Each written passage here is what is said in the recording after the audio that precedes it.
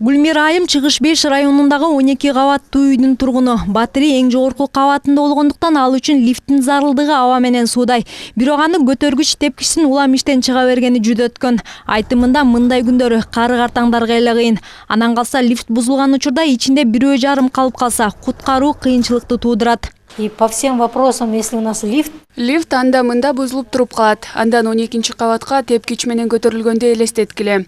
Өткөн жыл болсо өзүм кызым менен лифт бузулуп калганда ичинде калып кеткем. Ошондо бир Кудай сактады. Эгер кошуналарым бизди учурунда чыгарып калбаганда түшүп кетсек эмне болорун ким билмек.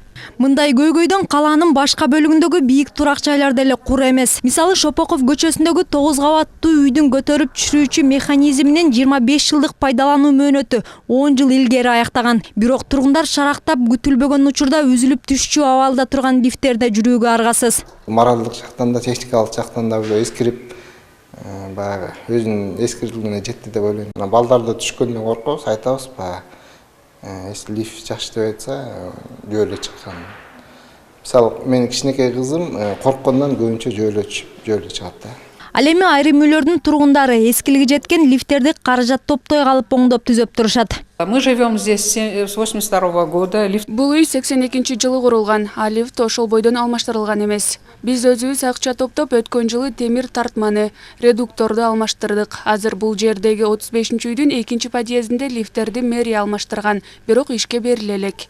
Лифт үчүн абоненттик төлөм орточо эсеп менен ай сайын 100 сомдон 160 сомго чейин. Жылына Бишкек шаар лифтин эсебине 38 миллион сомдун тегерегинде каражат топтолот. Бирок бул акча аталган мекемеде иштеген 200гө чукул кызматкердин айлык акысына араң жетет. Решить ее в одночасье просто физически невозможно, потому что бул көйгөйдү бир заматта эле чечип коюу мүмкүн эмес. Бир эле лифтти алмаштыруу үчүн 1 миллион сомдон ашыгыраак акча кетет. Бул жылы 25 миллион сом бөлүндү. Биз текшерип, абалы ортандап алып алмаштыруудабыз. Ошондо быйыл жалпысына 25 лифт алмаштыра алабыз. Европалык банк менен да сүйлөшүүлөрдү жүргүзүп, кредит алууну көздөдөбүз.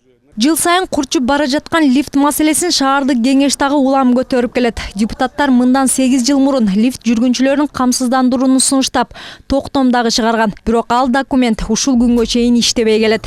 Постановление, которое обязывает хотя бы нас застраховать. Жарандардын коопсуздугун камсыз кылуу үчүн шаардык кеңеш чыгарып берген токтом ушул күнгө чейин иштебей келет. Бул токтом ар бир лифт колдонуучунун камсыздандырылышын милдеттейт.